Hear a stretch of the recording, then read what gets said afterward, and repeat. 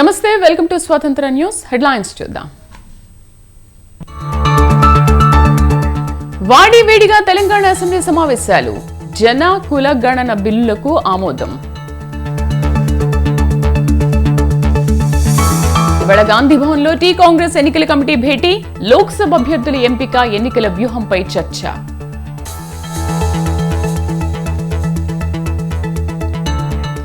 Rebel ఎమ్మెల్యేల వ్యవహారంపై కొనసాగుతున్న ఉత్కంఠ. స్పీకర్ ముందు హాజరుపై సస్పెన్స్. లాంగ్ డ్రైవ్ కార్స్ రేస్ లో కేసులో విచారణ వేగవంతం. నిర్వాహకుల కోసం గాలిస్తున్న పోలీసులు.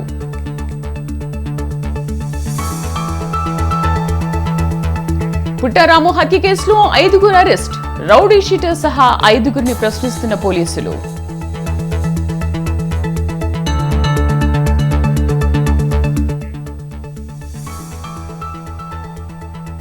రాజ్యసభ ఎన్నికల వేళ ఏపీలో రెబెల్ ఎమ్మెల్యేల వ్యవహారం.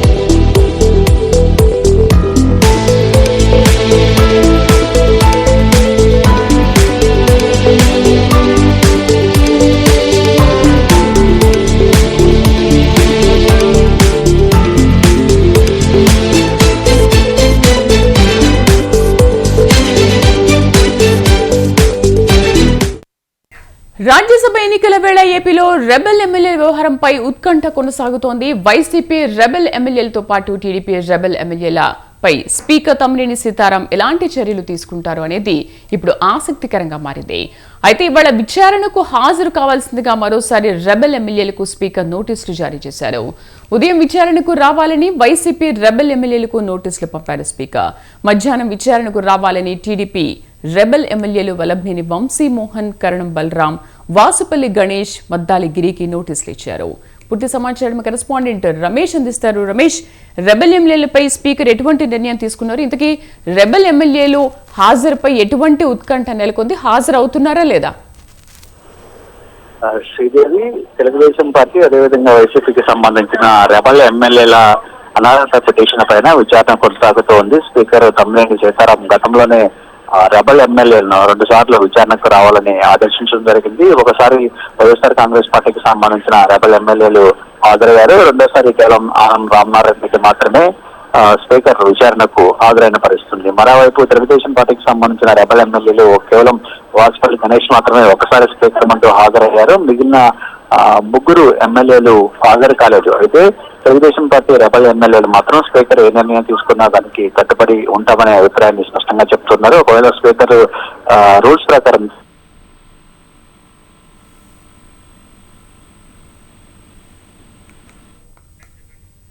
Right Ramesh, thank you.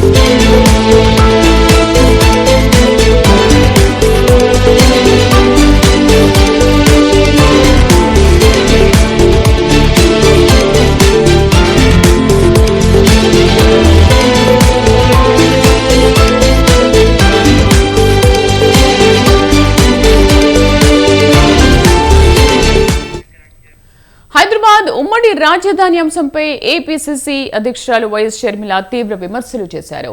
ఉమ్మడి రాజధాని మరో 2 ఏళ్లు కావాలని అడుగుతున్నారంటే ఇన్నాళ్లు గుడ్డి గుర్రాలకు పళ్ళు తోమినట్టా అని ప్రశ్నించారు. 5 ఏళ్లు అధికారం ఇస్తే విభజన హామీల్లో ఒక్కటంటే ఒక్కటి కూడా అమలు చేయించుకోలేకపోయారన్నారు. రాష్ట్రానికి రాజధాని లేదు, ప్రత్యేక హోదా లేదు, ప్రత్యేక ప్యాకేజీలు లేవు, పోలవరం పూర్తి కాలేదు అంటూ ఎద్దేవా చేశారు. 8 లక్షల కోట్ల అప్పులు చేసి అప్పులాంధ్రప్రదేశ్ చేశారే తప్ప అభివృద్ధి చూపించలేదన్నారు. ఆంధ్రుల రాజధాని ఎక్కడా అని అడిగితే 10 ఏళ్ల తర్వాత కూడా హైదరాబాద్ వైపు చూపించే దయనీయ పరిస్థితి ఏర్పడిందన్నారు. చంద్రబాబు అమరావతి పేరుతో చూపించింది 3D గ్రాఫిక్స్ చూపిస్తే 3 రాజధానుల పేరుతో జగనన్న ఆడింది 3 ముక్కలాట అన్నారు.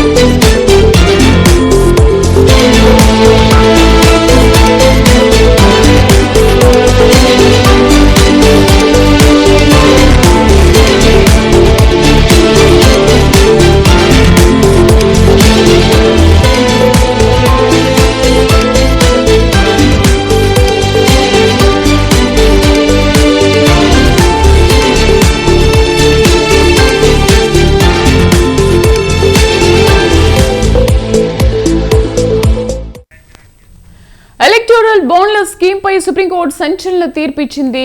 ఎలక్టోరల్ బాండ్స్ రాజ్యాంగ విరుద్ధమని సుప్రీంకోర్టు స్పష్టం చేసింది. బ్లాక్ మనీ నిర్మూలనకు ఎలక్టోరల్ బాండ్స్ ఒకటే మార్గం కాదని ఇతర అనేక మార్గాలు కూడా ఉన్నాయని తెలిపింది. రాజకీయ పార్టీలకు విరాళాలు క్విడ్ ప్రోకోకు దారి తీస్తుందని స్పష్టం చేసింది. దీనిపై 5 సభ్యుల రాజ్యాంగ ధర్మాసనం ఏకగ్రీవ తీర్పు వెలువరించింది.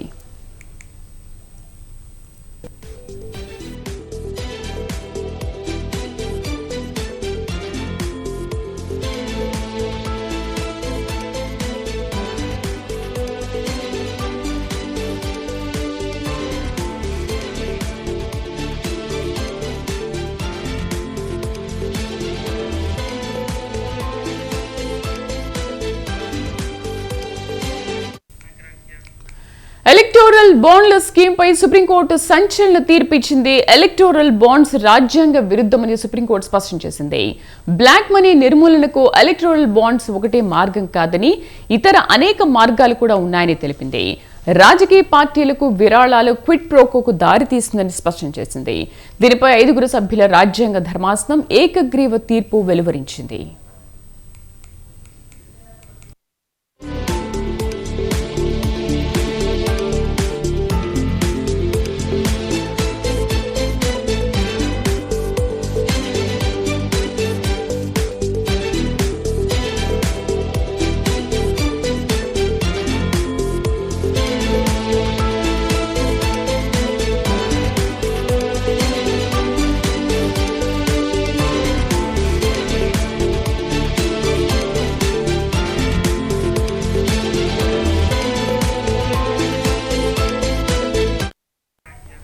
ఎలక్టోరల్ బాండ్ల స్కీమ్ పై సుప్రీంకోర్టు సంచలన తీర్పు ఇచ్చింది. ఎలక్టోరల్ బాండ్స్ రాజ్యాంగ విరుద్ధమని సుప్రీంకోర్టు స్పష్టం చేసింది. బ్లాక్ మనీ నిర్మూలనకు ఎలక్టోరల్ బాండ్స్ ఒకటే మార్గం కాదని ఇతర అనేక మార్గాలు కూడా ఉన్నాయని తెలిపింది. రాజకీయ పార్టీలకు విరాళాలు క్విడ్ ప్రోకోకు దారి తీస్తుందని స్పష్టం చేసింది. ఎలక్టోరల్ బాండ్ల జారీ నిలిపివేయాలని తీర్పు ఇచ్చింది. దీనిపై 5 సభ్యుల రాజ్యాంగ ధర్మాసనం ఏకగ్రీవ తీర్పు ఇచ్చింది. అయితే విరాళాలు ఇచ్చిన వారి వివరాలు రహస్యంగా ఉంచడం తగదన్న కోర్టు ఇది సమాచార హక్కు ఉల్లంఘన కిందికి వస్తుందని స్పష్టం చేసింది.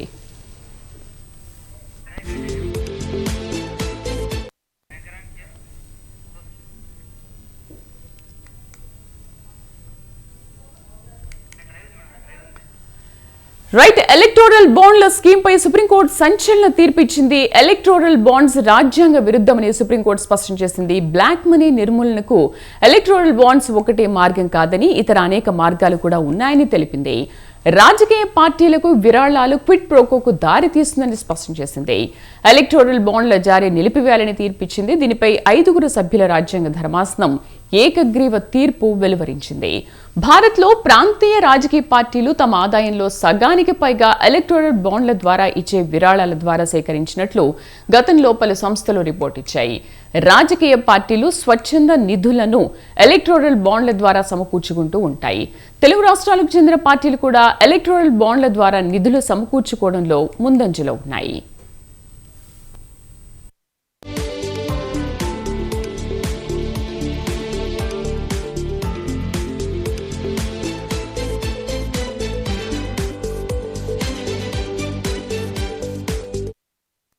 కాగా తాజా తీర్పు రాజకీయ పార్టీలకు చెంపపెట్టు లాంటిది. పార్టీలకు విరాళాలు క్విడ్ ప్రోకోకు దారితీస్తుందని సుప్రీంకోర్టు అభిప్రాయపడింది.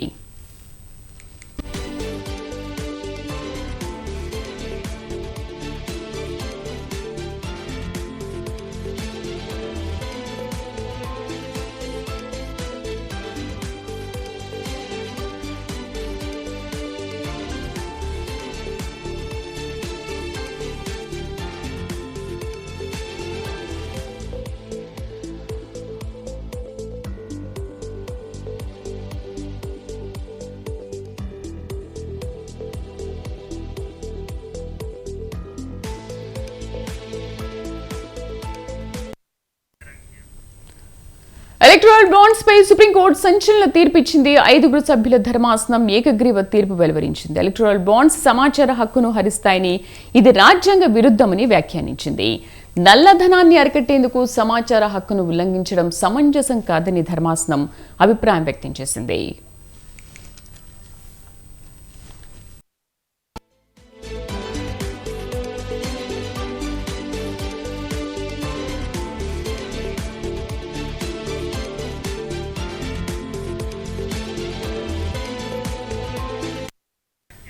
ఎలక్టోరల్ బాండ్స్ రాజ్యాంగ విరుద్ధమని సుప్రీంకోర్టు స్పష్టం చేసింది. బ్లాక్ మనీ నిర్మూలనకు ఎలక్టోరల్ బాండ్స్ ఒకటే మార్గం కాదని ఇతర అనేక మార్గాలు కూడా ఉన్నాయని తెలిపింది. అయితే రాజకీయ పార్టీలకు విరాళాలు క్విడ్ ప్రోకోకు దారి తీస్తుందని స్పష్టం చేసింది. ఎలక్టోరల్ బాండ్ల జారీ నిలిపివేయాలని తీర్పిచ్చింది. దీనిపై 5 సభ్యుల రాజ్యాంగ ధర్మాసనం ఏకగ్రీవ తీర్పు వెలువరించింది.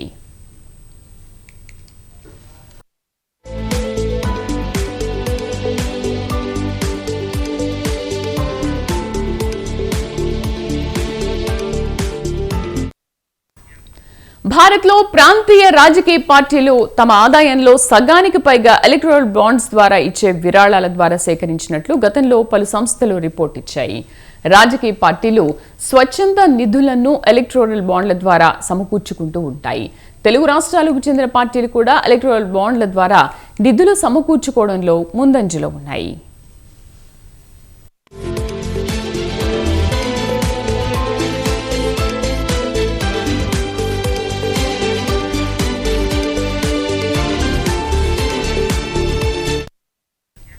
కాగా తాజా తీర్పు రాజకీయ పార్టీలకు చెంపపెట్టు లాంటిది. పార్టీలకు విరాళాలు క్విడ్ ప్రోకోకు దారి తీస్తుందని సుప్రీంకోర్టు అభిప్రాయపడింది.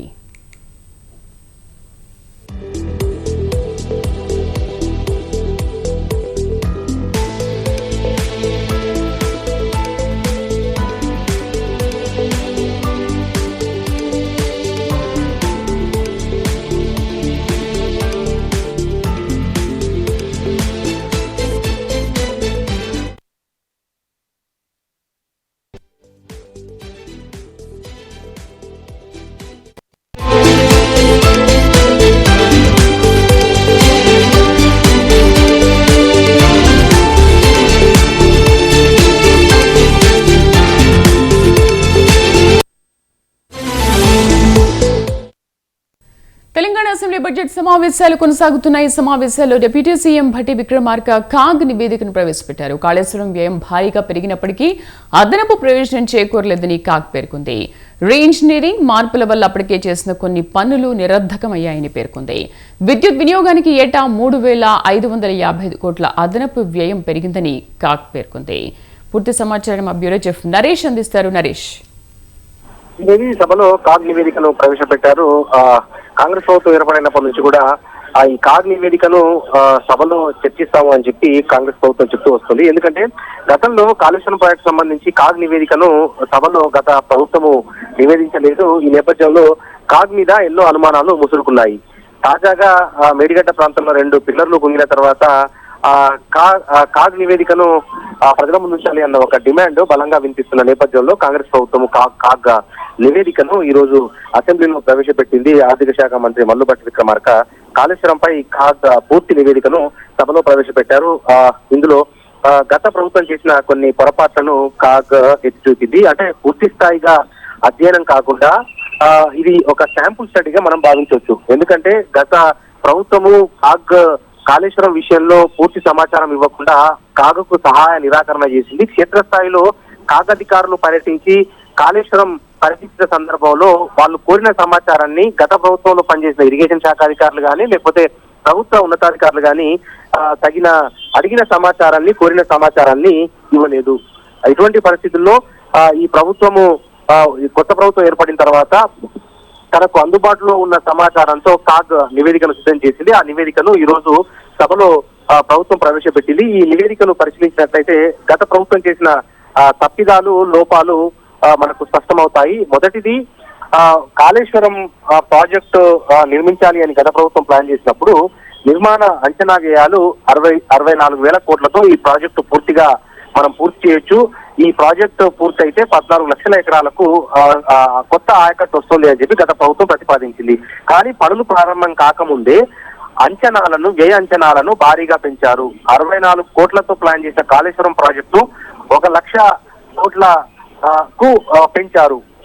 ఇంకా ఆ 1,00,000 కోట్లు వెచ్చించినా ఇప్పటికే 94,000 కోట్లు గత ప్రభుత్వం వెచ్చించినా ఇప్పటికీ పనులు పూర్తి కాలేదు. పనులు పూర్తి కావాలంటే మరొక 1,00,000 కోట్ల వరకు ఖర్చు చేయాల్సిన అవసరం ఉంటుంది అన్న అంశాన్ని కూడా తాగునీటి శాఖ అధికారులు ప్రభుత్వం దృష్టికి తీసుకొచ్చారు. అంటే ముబ్బిడిగా అంచనాలను పెంచారు, నిధులను దుర్వినియోగపరిచారు అన్న అంశం ఒక కీలకమైతే ఈ ప్రాజెక్టు నిర్వహణ కోసం ప్రతి సంవత్సరము 3,500 కోట్ల రూపాయల ప్రజాధనాన్ని వెచ్చించాల్సి ఉంటుంది.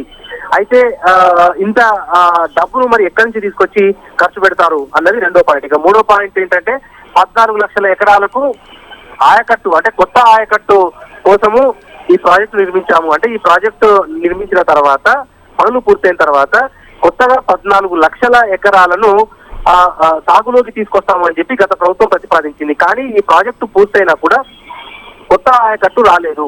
ఉన్న ఆయకట్టు స్థిరీకరణ కోసమే ఈ ప్రాజెక్టు నీళ్లను వినియోగిస్తున్నారు తప్ప కొత్త ఆయకట్టు ఈ ప్రాజెక్టు ద్వారా రాలేదు.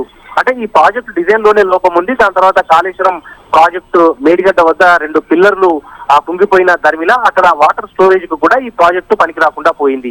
అంటే ఒకవైపు ప్రజాధనం దుర్వినియోగం చేశారు, మరొక వైపు ఈ ప్రాజెక్టు ఉపయోగంలో లేకుండా పోయింది. అంటే ఈ ఒక తెల్ల ఏనుగులా ఈ ప్రభుత్వం భావిస్తుంది. దానికి బలం చేకూర్చే విధంగానే కాగ్ నివేదిక కూడా ఆ ప్రాజెక్టు కాళేశ్వరం వ్యయం భారీగా పెరిగినప్పటికీ కూడా అంటే ప్రయోజనాలు అదనపు పెరుగుదల ఏమీ లేదు అంటున్న నేపథ్యంలో కాగ్ ఏం చేయబోతోంది అంటే దీనిపైన ఏమైనా చర్యలు తీసుకునే అవకాశాలు ఉంటాయా?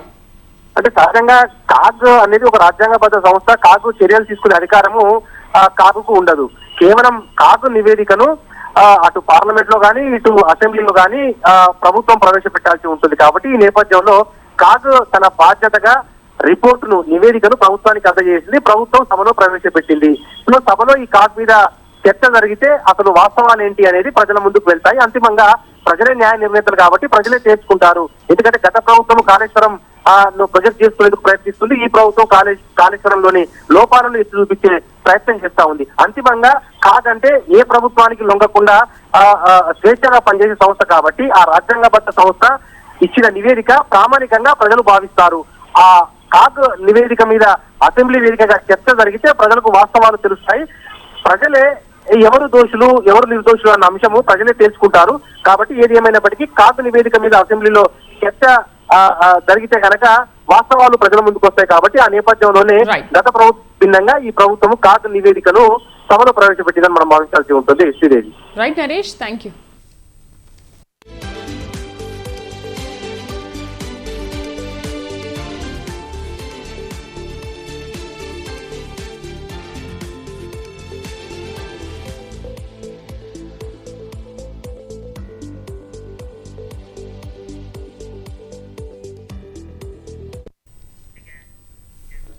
ఏలూరు జిల్లా నూజివీడు నియోజకవర్గంలో టీడీపీ అభ్యర్థిగా తన గెలుపు సునాయసం అంటున్నారు పెనమలూరు ఎమ్మెల్యే పార్థసారథి. పార్టీ పరంగా నూజివీడు సీటు ఖరారైన నేపథ్యంలో తొలిసారిగా నూజివీడులో పర్యటించారు. నియోజకవర్గ ముఖ్య నాయకులతో విస్తృత స్థాయి సమావేశాలతో పాటు మండల, గ్రామ పార్టీ అధ్యక్షుల్ని కలుస్తున్నారు. ఇంటికి వెళ్లి స్వయంగా మద్దతు కోరుతున్నారు. నియోజకవర్గంలో టీడీపీ అభివృద్ధికి గత 10 ఏళ్లుగా ముద్రపోయిన వెంకటేశ్వరరావు చేసిన కృషి మరువలేదని పార్థసారథి అంటున్నారు. ఈరోజు మొట్టమొదటిసారిగా పార్టీ నన్ను తెలుగుదేశం పార్టీ అభ్యర్థిగా నిర్ణయించిన తర్వాత ఈరోజు నూజివీడు నియోజకవర్గంలోకి రావడం జరిగింది. ఆగిరిపల్లి, తోటపల్లి, చిన్నాగిరిపల్లి, ఈగర, శోభనాపురం ఈ గ్రామాలన్నీ కూడా కలవడం జరిగింది. అదేవిధంగా నూజివీడు రూరల్ నాయకులందరితో కూడా కలవడం జరిగింది. ఇప్పుడు టౌన్లో అందరూ కలుస్తా ఉన్నాం. అందరూ కూడా తెలుగుదేశం పార్టీ రావాలి, ఈసారి గెలిపించుకోవాలనే చిత్తశుద్ధి లక్ష్యంతో పనిచేస్తున్నట్లు నాకు స్పష్టంగా అర్థమవుతుందని చెప్పేసి భావిస్తున్నాను. ఎందుకంటే ప్రజల ఆలోచనలో కూడా మార్పు వచ్చిందని చెప్పేసి. సచివాలయంలో సీఎం జగన్ చైర్లో కూర్చుని మంత్రి అమర్నాథ్ సమీక్ష చేయడంపై టీడీపీ నేత ధూళిపాళ నరేంద్ర ట్వీట్ ద్వారా కామెంట్స్ చేశారు. పాపం ఆయన మాత్రం ఏం చేస్తాడు, పోటీకి సీట్ ఇవ్వలేదని సెక్రటేరియట్కు వెళ్లి ఏకంగా సీఎం సీట్లో కూర్చున్నాడు అంటూ పేర్కొన్నారు. ముఖ్యమంత్రి కుర్చీ అంటే కేవలం చైర్ కాదు, అదొక హోదా అంటూ గుర్తు చేశారు. ఆ విషయం వీళ్లకు అర్థం కాదు, వీళ్ల పోకడలకు అర్థం లేదంటూ ఫైర్ అయ్యారు.